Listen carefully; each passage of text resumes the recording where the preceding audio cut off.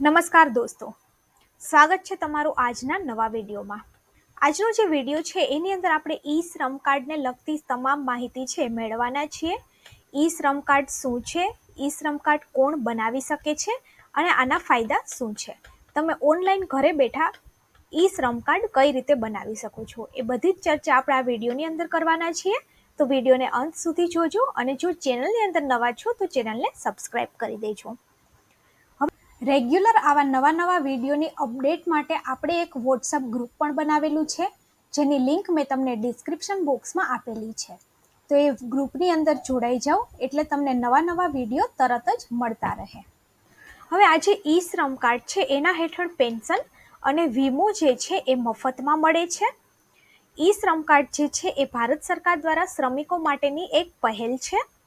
તે દેશભરના અસંગઠિત કામદારો માટે તેના સર્વાંગી વિકાસ માટે ડિઝાઇન કરવામાં આવ્યું છે। ઈ શ્રમ કાર્ડ યોજના દ્વારા સરકાર જે છે એ ગરીબોને 2 લાખ રૂપિયાનો અકસ્માત વીમો આપે છે। જો કે તેની માટે પાત્ર લાભાર્થીએ કોઈ પ્રીમિયમની રકમ છે એ ચૂકવવાની હોતી નથી। ઈ શ્રમ કાર્ડ યોજનામાં દેશભરમાં અત્યાર સુધીમાં 29 કરોડ જેટલા જે લોકો છે એને ઓલરેડી રજીસ્ટ્રેશન કરાવી દીધું છે। હવે અસંગઠિત ક્ષેત્રના કામદારો છે એ કોને કહેવામાં આવે, તો નાના અને સીમાંત ખેડૂતો, ખેતમજૂરો, ત્યારબાદ માછીમાર, પશુપાલન સાથે સંકળાયેલા જે વ્યક્તિ છે એ, મકાન અને બાંધકામના કામદારો, ચામડાના કામદારો, વણકર, મીઠું કામ કરનાર, ઈંટના ભઠ્ઠા અને પથ્થરની ખાણમાં કામ કરતા કામદારો, મિલ કામદારો અને અન્ય જે શ્રમયોગીઓ છે એ બધા અસંગઠિત ક્ષેત્રના કામદારોની અંદર આવે છે।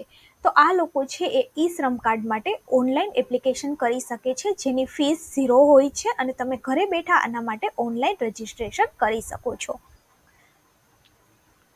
હવે આની પાત્રતા અને માપદંડની આપણે વાત કરીએ તો અરજદાર જે છે એની ઉંમર 15 થી 59 વર્ષની હોવી જોઈએ।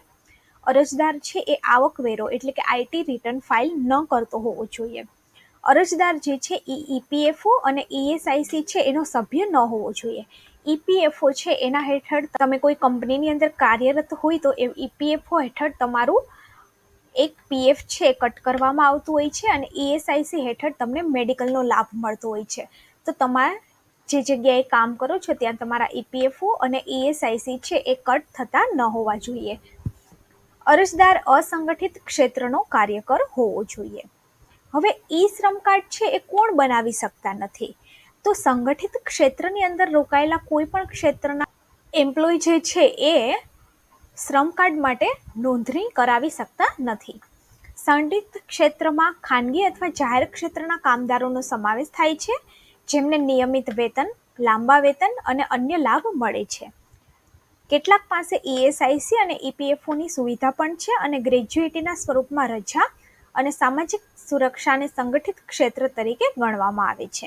આના માટે જરૂરી દસ્તાવેજોની આપણે વાત કરીએ તો તમારે આધાર કાર્ડની સાથે લિંક થયેલો મોબાઈલ નંબર અને બેંક અકાઉન્ટ, આટલી જે ડિટેલ્સ છે એ આની અંદર જરૂરી પુરાવા રૂપે આપવાની હોય છે। હવે આનું રજિસ્ટ્રેશન છે એ સંપૂર્ણપણે ઓનલાઈન હોય છે। ઓનલાઈન રજિસ્ટ્રેશન કરવા માટે જે આ ઓફિશિયલ વેબસાઇટ છે એના ઉપર તમારે જવાનું છે। તો આવું એક પેજ છે ઓપન થશે, તેમાં તમારે અહીંયા પર રજિસ્ટ્રેશન ઇઝ ટોટલી ફ્રી લખેલું છે, ત્યાં રજિસ્ટ્રેશન ઓન ઈ શ્રમ કાર્ડ કરવાનું છે। તમે જેવું રજિસ્ટ્રેશન કરશો એવું આ એક પેજ ઓપન થઈ જશે, ત્યાં તમારે તમારું આધાર કાર્ડની લિંક જોડે મોબાઈલ નંબર અને કેપ્ચા નાખી અને આ બંનેમાં તમારે નો કરી અને સેન્ડ ઓટીપી કરવાનું છે। તો તમારા નંબર પર ઓટીપી આવશે અને ઓટીપી પુટઅપ કરી આગળ વધવાનું છે। જેવું આગળ વધશો એવું તમારા આધાર કાર્ડનો નંબર માંગશે, એ તમારે આધાર કાર્ડનો નંબર અહીંયા પર નાખી દેવાનો છે, કેપ્ચા નાખી એગ્રી કરી અને સબમિટ કરવાનું છે। ત્યારબાદ આધાર કાર્ડ વેરીફાઈ થાય ત્યારબાદ તમારે એનો ઓટીપી નાખી અને વેરીફાઈ કરી દેવાનું છે। ત્યારબાદ એક પેજ ઓપન થઈ જશે, એની અંદર તમારે આ 5 વિગતો છે એ ફોર્મની અંદર ભરવાની હોય છે, જેમાં ફર્સ્ટ જે છે એ તમારી પર્સનલ ઇન્ફોર્મેશન, ત્યારબાદ તમારું એડ્રેસ, તમારા એજ્યુકેશન ક્વોલિફિકેશન, તમારો ધંધો અને તમારી સ્કિલ અને તમારા બેંક અકાઉન્ટની ડિટેલ્સ, આટલી વિગતો છે આની અંદર તમારે ફિલઅપ કરવાની હોય છે।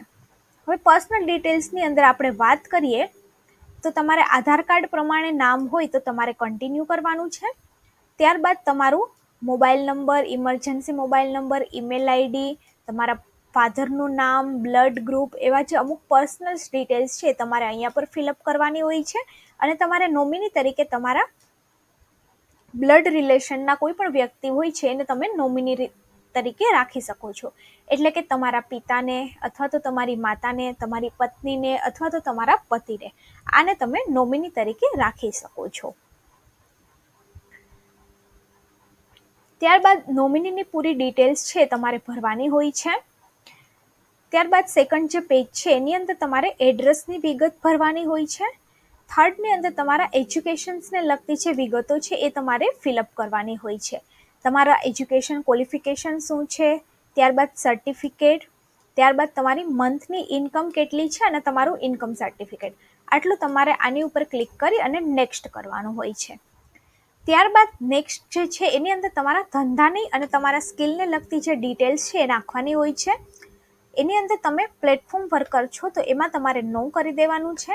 ત્યારબાદ તમારું પ્રાઇમરી ઓક્યુપેશન એટલે કે તમારો મુખ્ય ધંધો શું છે એ તમારે અહીંયા પર લખવાનું હોય છે. એની અંદર તમે જેવું ક્લિક કરશો એવું નીચે એક લિસ્ટ ઓપન થઈ જશે અને અહીંયા તમે જોઈ શકો છો એનઓસી કોડ પ્રમાણે અમુક જે લોકો છે આની અંદર એલિજિબલ છે એનું એક લિસ્ટ પણ ઓપન થઈ જાય છે.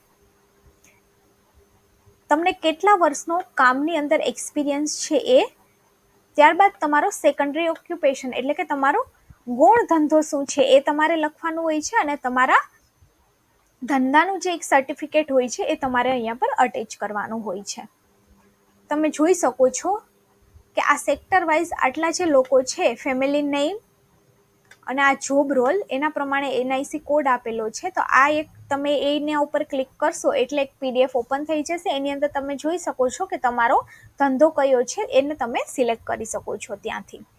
હવે છેલ્લું જે છે એની અંદર તમારે તમારા બેંકની જે ડિટેલ્સ છે એ ભરવાની હોય છે, જેમાં તમારું બેંક અકાઉન્ટ નંબર, અકાઉન્ટ હોલ્ડરનું નામ, આઈએફએસસી કોડ, બેંક નેમ, આટલું કરી અને તમારે સેવ અને નેક્સ્ટ કરવાનું હોય છે. તમે સેવ અને નેક્સ્ટ કરશો એવું ત્યારબાદ આખું ફોર્મ ઓપન થઈ જશે. એની અંદર જો કંઈ ભૂલ હોય તો તમે એડિટ પણ કરી શકો છો. જો તમારું ફોર્મ સાચું હોય તો તમારે અહીંયા પર કરી અને અહીંયા એક સબમિટનો ઓપ્શન આવે છે એ સબમિટ કરી દેવાનું હોય છે. તો તમારું ફોર્મ છે એ સબમિટ થઈ જાય છે અને તમે તુરંત તમારું જે ઈ શ્રમ કાર્ડ છે એને ડાઉનલોડ પણ કરી શકો છો. સારો લાગ્યો તો વિડીયોને બીજા લોકો સુધી શેર કરી દેજો.